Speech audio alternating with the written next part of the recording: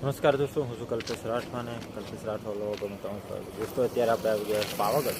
દોસ્તો આજના વિડીયોમાં હું તમને પાવાગઢની અંદર આવેલી બે ચોરોનો મહેલ બતાવીશ. તો વિડીયો સાથે બની રહું. દોસ્તો જો તમને આપણે વિડીયો ગમે તો લાઈક શેર સબસ્ક્રાઈબર કરવાનું ભૂલતા નહીં જાય કે તમને આવા જ નવા વિડીયો જોવા મળશે.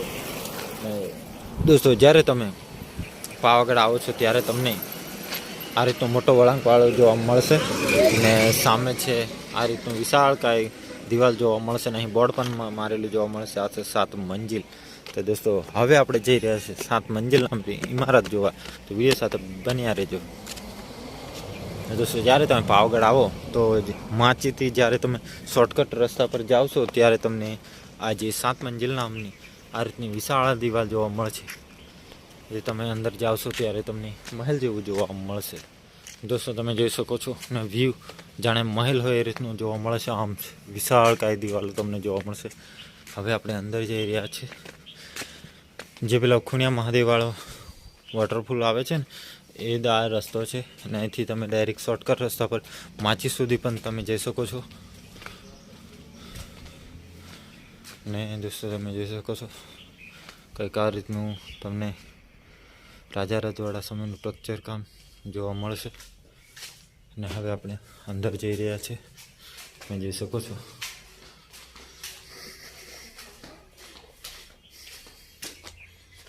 એકદમ સુમસામ. અત્યારે કોઈ ખાસ કરીને પાવાગઢમાં ભીડ વધારે જોવા નહીં મળતી, એટલે જે લોકો છે તે વધારે જોવા નહીં મળે. ને કંઈ આ રીતનું મહેલ હોય એ રીતનું તમને જોવા મળશે. તમે જોઈ શકો છો આપણા વિડીયોના માધ્યમથી. આ છે રાજા રજવાડા સમયનું પ્રાચીન સ્ટ્રક્ચર કામ. તમે જોઈ શકો છો અને આ બાજુ પણ છે. હજુ અંદર એક મહેલ જેવું છે પણ આપણે અંદર જવું નહીં, કારણ કે બીક લાગે એવું છે એટલા માટે. તો દોસ્તો આવા પ્રાચીન કામ છે તે તમે રાજા રજવાડા સમયના તે જોવાનું ભૂલતા નહીં. આ એક રૂમો હોય એ રીતનું જોવા મળે છે ને આ બાજુ અંદર છે પણ અંદર આપણે જવું નહીં. દોસ્તો ને તમે જોઈ શકો છો આ એક છે રાજા રજવાડા સમયનું પ્રાચીન દિવાલો તમને જોવા મળશે. અને તમે જોઈ શકો છો કે આ રીતનું વ્યૂ જોવા મળે છે જોરદાર. આ છે કે રાજા રજવાડા સમયનું પ્રાચીન સ્ટ્રક્ચર કામ.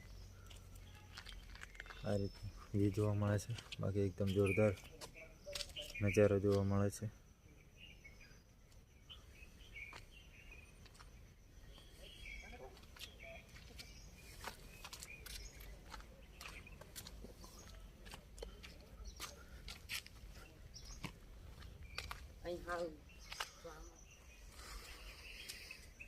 દોસ્તોને આ તરફથી આપણે આવ્યા 7 મંજિલાની ઇમારત જોઈને. આ તરફ ડાયરેક્ટ તમે જાઓ છો ત્યારે તમે માચી સુધી તમે અહીંથી ડાયરેક્ટ શોર્ટકટ રસ્તા પર જઈ શકો છો. અને આ તરફ જાશો તે ચોમાસામાં આવો તો તમને અહીં જે ખૂણિયા મહાદેવવાળો ધોધ છે તે તરફ આ જાય છે.